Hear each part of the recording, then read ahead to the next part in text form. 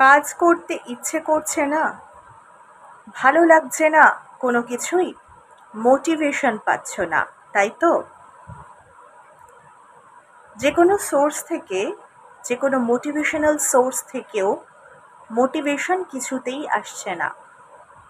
কি করা যায় বলো তো?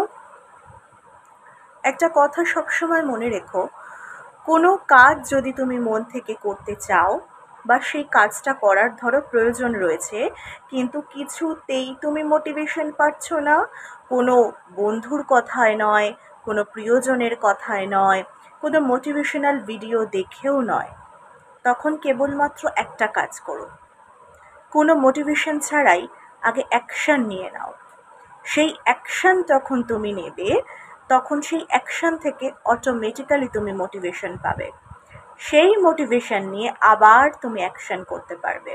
Action, motivation, action, motivation, action, cyclic অর্ডারে এটা চলতে থাকবে।